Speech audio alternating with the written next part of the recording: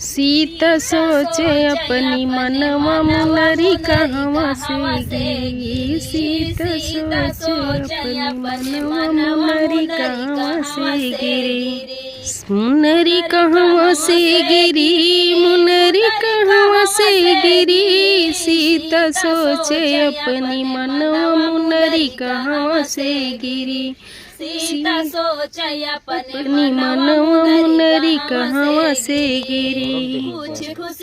कुछ खुशी भय कुछ अकुलानी करे लगे रोदनवा हो, करे लगे रोदनवा। श्री रामचंद्र की मिले से पहचानवा,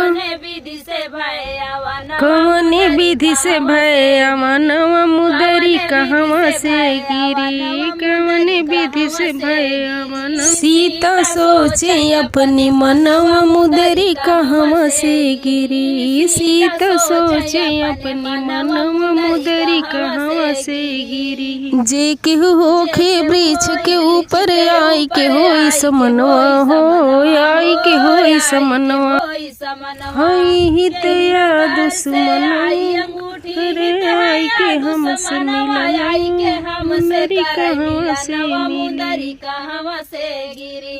आई के करे हमसे मिलनवा मुनरी कहवा से मिली। सीता सोचे अपनी मनवा मुनरी कहवा से मिली। सीता सोचे अपनी मनवा मुनरी कहवा से मिली। ना केहू जीत सके रघुबर से, ना केहू रच सके रचनवा हो, ना केहू रची सके रचनवा। हमरे नाथ है बलशाली रावण उड़े गगनवा, डूबे सागर में परनवा मुनरी कहवा से गिरी। डूबे सागर में परनवा मुनरी कहवा से गिरी। सीता सोचे अपनी मनवा मुनरी कहवा से मिली। सीता सोचे अपनी मनवा मुनरी कहवा से मिली। मुंदरी कहवा से गिरी, मुंदरी कहवा से गिरी। सीता सोचे अपनी मनवा मुनरी कहवा से गिरी। सीता सोचे अपनी मनवा मुनरी कहवा से गिरी।